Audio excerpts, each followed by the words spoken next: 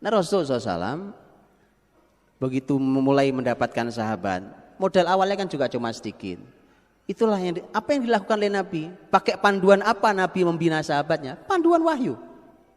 Panduan wahyu Quran, dan Rasul SAW langsung dapat panduan dari gurunya, yaitu melalui Jibril ya. Jibril sang guru yang nelateni. Antum tahu bagaimana Nabi belajar sholat? Nabi pertama kali belajar wudhu, belajar sholat, belajar tahu kapan waktu sholat masuk, kapan waktu sholat berakhir. Itu gurunya Jibril. Jibril gurunya, Masya Allah. Dan cara Jibril ngajar itu inspirasi mahal untuk pendidikan hari ini sebenarnya. Jadi kalau ada di antara antum yang siap buat tesis, disertasi, menarik tuh Pak. Oh iya Pak. Ya, metode pengajaran versi Jibril. Wah itu saya kira ditolak di kampus antum. Kecuali kalau dosen pembimbing Ustadz Maman, nah baru Pak terima. Nanti saya dorong untuk diterima Pak. Oh menarik Pak. Coba saya tunjuk nih. Ini menarik luar biasa. Jibril datang ke Nabi SAW ngajari wudhu. Muhammad lihat aku wudhu. Wudhu ditunjukkan, ditiru sama Nabi SAW. Ditiru wudhu, oh begini cara wudhu. Dilihat oleh Jibril sudah benar apa salah. Beda sama kita wudhu ya kan, belajar wudhu sekarang. Wudhu kita dikasih kertas gitu, gurunya nulis rukun wudhu, syarat sah, syarat wajib. Begitu selesai, ayo wudhu, gak ada yang bisa Pak. Salah, metodenya salah memang. Selesai wudhu, Jibril ngajari sholat. Dari mulai takbiratul ihram sampai waktunya. Nabi diminta memperhatikan dari mulai caranya sampai waktunya. Jibril datang. Hari berikutnya Jibril datang lagi, ngajari sholat lagi, di murojaah ulang. Tapi datang di waktu yang berbeda. Kalau kemarin waktu zuhur di awal waktunya, hari berikutnya waktu zuhur di akhir waktunya. Jibril mengatakan sholat zuhur berawal dari kemarin itu, berakhir di waktu hari ini. Metodenya lihat menarik sekali. Begitu semua sholat. Begitu semua sholat diajarkan. Ditalaki langsung oleh Jibril. Itu metode pengajaran mahal Pak. Langsung malaikat terbaik loh. Gurunya ya kan. Itu bayangkan gurunya langsung malaikat terbaik. Makanya jadinya muridnya manusia terbaik. Begitu diajar Rasul, generasinya generasi terbaik. Kita karena ngelawan, terusin sendirilah. Itu ya, gak usah ngelawan sama Nabi ya, taat-taat ya kan.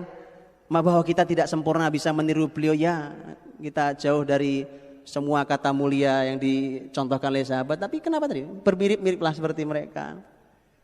Jadi apa salahnya kita kalau kita mau meniru Nabi kita kan? Baik, Rasul SAW dengan panduan Quran itu teman-teman, yang tadi saya katakan, ternyata sepertiga Quran itu isinya sejarah. Karena tadi saya katakan bahwa ternyata kurikulum generasi terbaik yang pernah dilahirkan Nabi yaitu para sahabat.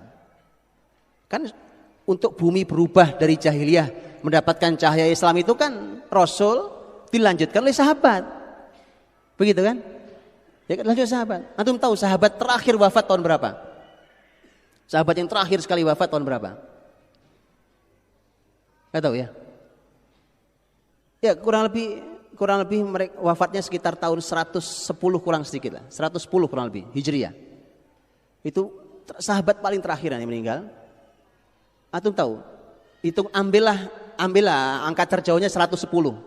Antum tahu kalau zaman kepemimpinan, kekhilafahan, zaman dinasti atau zaman kesultanan, zaman muluk.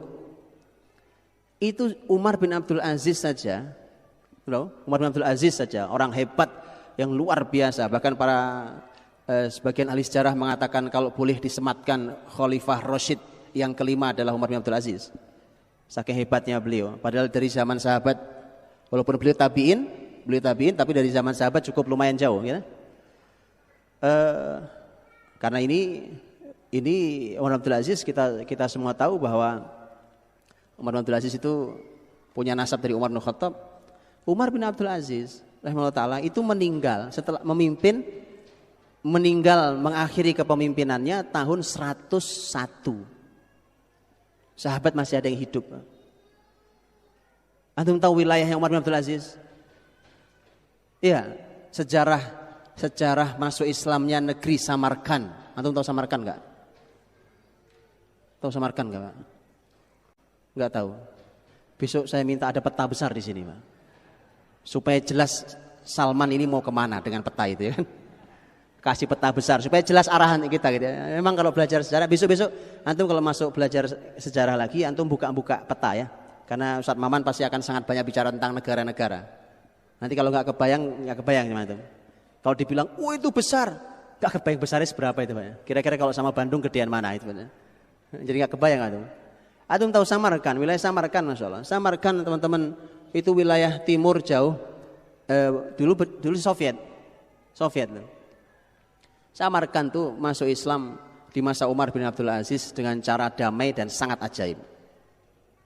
Itu sudah membentang sampai wilayah barat, Pak. Sampai wilayah barat sana sudah luar biasa. Sahabat masih hidup. Masih ada sahabat yang hidup.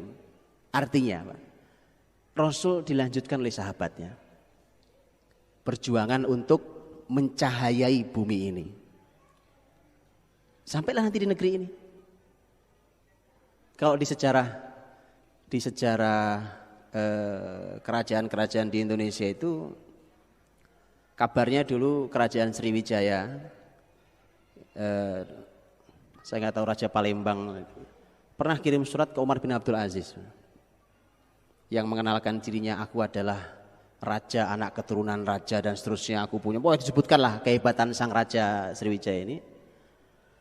Kemudian isinya surat itu minta pada Umar bin Abdul Aziz, sang khalifah terbesar di muka bumi, untuk mengirimkan dai Islam yang bisa mengajari masyarakat Sriwijaya tentang Islam. Saya juga tahu ini kebenaran kisahnya, tapi itu pernah saya baca ya kan, karena sanadnya juga nggak jelas. Kalau sejarah Islam kan ada sanadnya ya. Ini PR kita untuk mencari sanad memang. Tapi oke lah, anggaplah itu sebagai sebuah kisah yang menarik bahwa di zaman Umar bin Abdul Aziz itu berarti komunikasi sudah sampai Nusantara ini. Itu sahabat masih ada yang hidup. Supaya kita tahu petanya. Sahabat Nabi masih ada yang hidup. Generasi sebaik itu tuh, ternyata kurikulumnya Quran itu sepertiganya adalah sejarah. Para ahli Al-Quran mengatakan sepertiga Al-Quran adalah sejarah. Sebesar itu kok kita abaikan.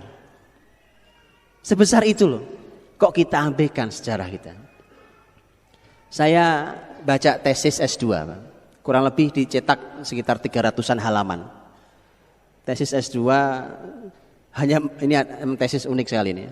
Tesis cuma membahas tentang satu orang, yaitu dalam sejarah orang luar biasa karya besarnya, walaupun beberapa sejarah hidupnya tidak jelas, tapi karyanya luar biasa, yaitu Al-Qa'qa' bin Amr At-Tamimi. Qa'qa' itu bin Amr At-Tamimi itu ada tesis S2-nya, cuma tentang Qa'qa' saja. Itu ada tesis S2 kurang lebih di 300-an halaman, kalau di bukunya, jadi buku itu puluhan halaman hanya bicara tentang masalah nasabnya Qa'qa' saja. At-Tamimi, Bani Tamim itu dibahas puluhan halaman. Sampai si penulisnya bilang, kalau saya tidak takut terlalu tebal, akan saya jelaskan dengan lebih detail daripada ini. Nah gitu Pak. Itu jadi orang tuh tahu persis sejarah dirinya. Begitu ya. Tahu persis sejarah dirinya. Ini pecah cabang sana terus, cabang-cabang terus, di mana wilayah kebesaran Bani Tamim, siapa saja tokohnya, ahli ini, ahli itu, semuanya. Nah Rasul SAW itu dipandu dengan Quran, kisah umat terdahulu dalam sejarah itu, makanya penting mengenalkan sejarah dalam Quran yang dinukil dalam Quran itu, karena itu pilihan Allah dalam kitab sucinya untuk dikenalkan pada kita semuanya. Ada yang pernah selesai mengkaji sejarah dalam Quran? Kisah-kisah dalam Quran, ada yang pernah ngaji tafsir selesai kisah-kisah dalam Quran? Itu antum perlu sadar bahwa inilah dulu kisah-kisah yang pernah membangun sahabat sampai mereka jadi generasi terbaik. Kita lalai, gitu ya. Nah, saya berikan contoh teman-teman. Kenapa bicara tentang sejarah itu? Itu Allah Subhanahu wa taala menyebutkan ini mesti orang pinter dan mesti jadi orang pinter.